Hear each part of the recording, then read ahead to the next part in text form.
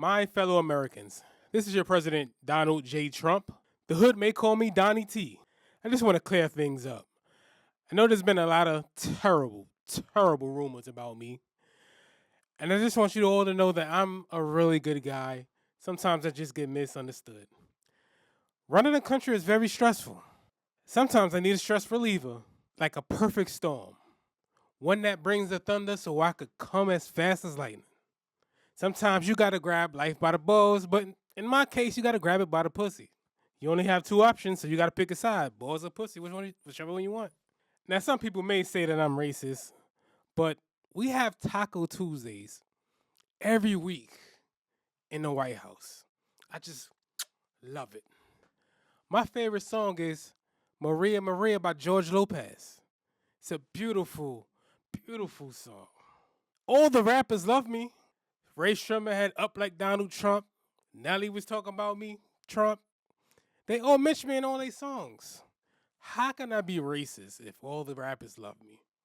Just remember who it was who signed off on all those stimmy checks. Them stimmies fed crab legs and seafood boys to different households all over the world. You was even able to buy your own little bling, little jewelry set.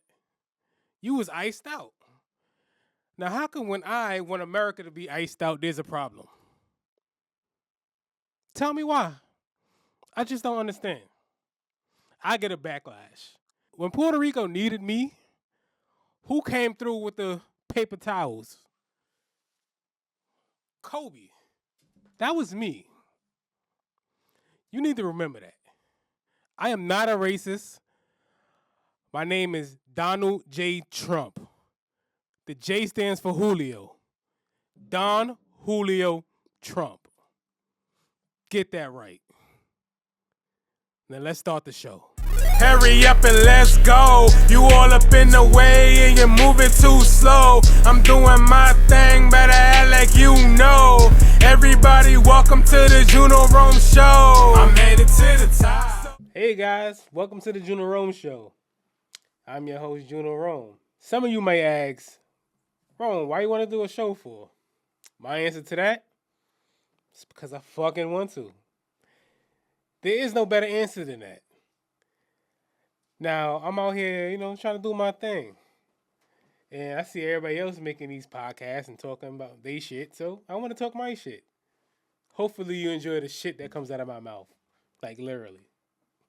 Why I chose a show over a podcast? I feel like a podcast is more of a multiple person thing.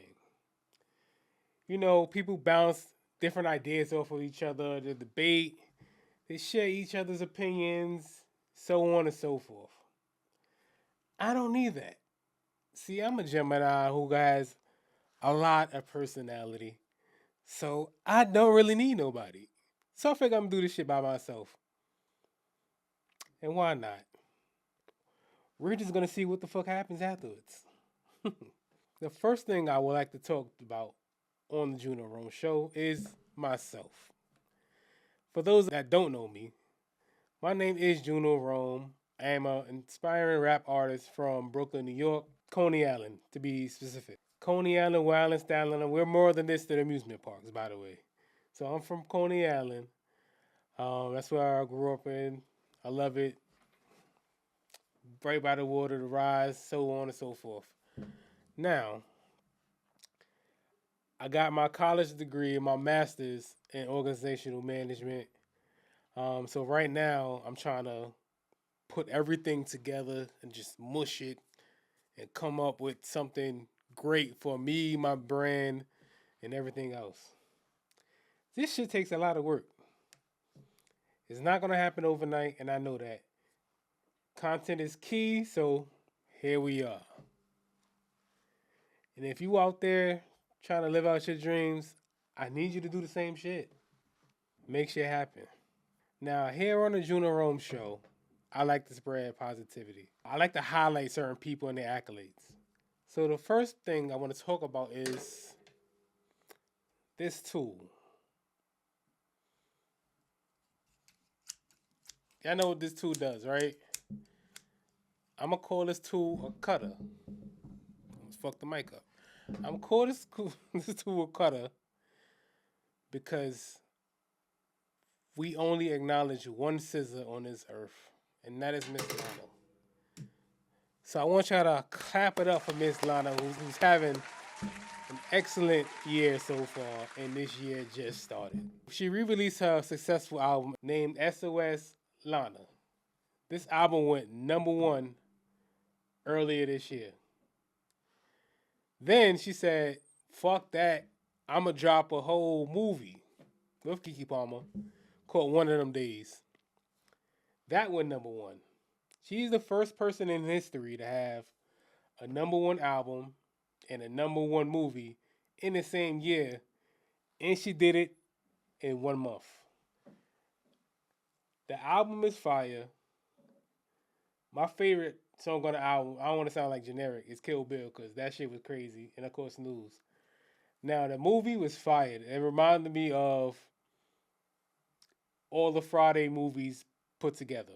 You had the one little bully who's fucking shit up, took their money, and I'm not gonna give you the whole movie, but just know, go see that movie because that movie was fire. Shout out to Keke Palmer, Miss Lana, and Issa Rae. They did their thing with that shit. Another singer that deserves some attention before the news that's going around is this one. This is Miss Chrisette Michele. She helped introduce the world to Aston Martin. She did a song with Jay-Z called Lost Ones, where Jay-Z was being very, very vulnerable, talking about Beyonce allegedly. I've never seen Hove talk like that on the track before. Like, he was really in his emotions, which is fine. But I just never thought, usually he makes the song cry, but I felt him in that. And her singing was the reason why I felt his emotions on that song. She is a Grammy award-winning artist, and she got canceled for one decision. She got dropped by her label because of this one decision. The label was the prestigious Motown Records.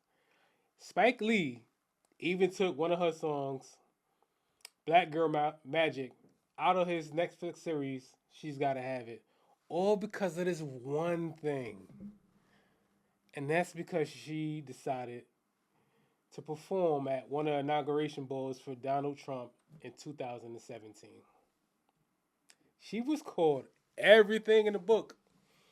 Everything. A coon, a sellout.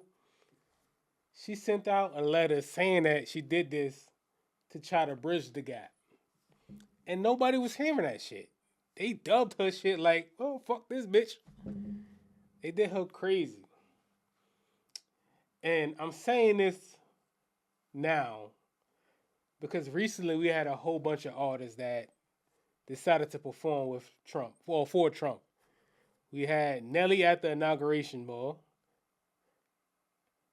We had Snoop, Rick Ross, and Soulja Boy at the crypto ball celebrating Donald Trump. And I get it. I have no ill feelings towards them performing because as a rapper myself, that is your job. You are paid to perform, so you got to do what you got to do to feed your family. And there's nothing wrong with that.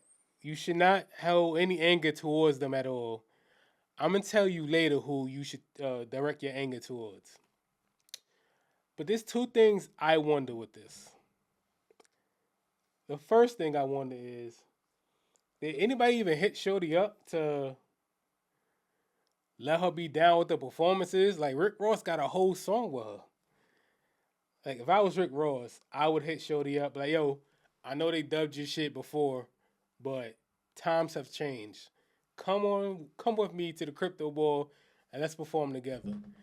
I wonder if Trump hit Shorty up and be like, yo, I know things didn't work out for you the last time, but we back at it again. We here again. We spent the block. Now we own America again. Come through and perform something for me. I wonder if that happened. I hope it did. If she turned it down, then I completely understand why she would turn it down. But I really just hope they reached out to her. I really do. Cause she was a talented singer. She, like I said, she won a Grammy. She was doing her thing before that unfortunate event happened. The second thing I wonder, right now, all the Trump supporters are known to be, racist or whatever. Everybody thinks they're racist, whatever. Being the fact that Snoop performed his hit songs, he's performed nothing like a G thing, baby, too loped out, going crazy. I wonder if while he's performing, that all the crowd, the mega crowd, say the N word. Because you got to think about it, right? My boy Trump back in office. We just had 4 years of Biden, and before that, 8 years of Obama. Like, I just wonder if the crowd, the mega crowd, was saying the N word along with Snoop. Because if I were Caucasian or part of the mega crowd, I don't know. I probably would. I probably would say it. Like, just think about it. Trump back. That's number one. I'm feeling good, whatever. And Snoop, we got Snoop performing. Like, Snoop was saying hella shit before, but now he performing with us. He on our side. Like, we here. I wonder how they said it too. Like, did they like prepare this? They probably was looking in the mirror and was like, you know what? I'm gonna say it. Today's the day I get to say the word. Today is the day I'ma say this word. And I bet you they probably said too, loped out niggas going crazy. And then they like giggled, after that shit. I don't know. But I'm not mad. Like I said before, nobody should be mad at the artists that perform. Who you should be really, really mad about and concerned with is the Democratic Party. I remember when I forgot what was going on. I'm assuming the George Floyd uh, murder. I'm assuming that went down. And what the Democratic Party did, right? They tried to pander to black people, pander to minorities. I remember them kneeling with African drip on. And my thoughts on this is, what the fuck is that gonna do? What are I supposed to do? How does that help us out? You kneeling with a little African drip. Most of us black Americans don't even wear that shit. So what are you really doing and what are you trying to prove? Like, it seems to me that the Democratic Party don't really be having agendas. Their agendas is to stop whatever the Republican Party is doing, which is not working in their favor for many reasons. What happens when black people or other minorities see that y'all just pandering to us and not coming through with the things y'all said y'all was gonna do? What happens then? We start to realize shit. Our eyes start to open. Then we go to ourselves and be like, what's going on with the other side? Let's see what's popping with the other side, and that's what's happening. You know how many black, Spanish people voted for Trump? It's crazy. And to be honest with you, I don't think any Spanish person should vote for Trump after he went to Puerto Rico after the hurricane and really said Kobe handing out paper towels. That shit was crazy, but y'all still voted for him. Which I don't understand, but that's a different story. Um, but you know who the Republican Party reminds me of? It reminds me of a rapper. Um, what they do is they have their agenda and they nail it in their people's head, like nail it consistently, and they stick to it. They never fold. They stick to their guns and whatever. If the Republican Party was a rapper, it'll be this guy. Who? Mike Jones. Who? This man went double platinum on the album, and throughout the album, he was saying, you reusing the same bars. He kept drilling it in our head until we started to fuck with it. Me, I fucked with it heavy. I was old on that Houston shit. Like, he was a phenomenal. That album was phenomenal. if I were to compare the Democratic Party to a rapper, it would be one of those rappers who clearly aren't what they say they are. An example, I guess you could say, is 6ix9ine, who talking all that shit, rah rah, but he wasn't with it. But that's a different scenario, and I understand. It's whatever. It's a crazy ass scenario, and yeah. So another topic out right now is about this DEI situation, and I want to tell you that the reason why I had this show is because I'm a DEI hiree. Like my bro said, "You black, you need a podcast," and I said, "Fuck it, I'm gonna do this show." Cause he's right. I'm black. I need something. I need to talk my shit. Now, if this would have happened, afterwards, then I probably wouldn't be here talking shit. But I get why people are mad about this DEI thing. But you have to understand that your outrage is not really sustainable. We're getting mad at these big corporations when you think about it, these motherfuckers own majority of our essential needs. Like every time we need something, we have to fuck with these corporations.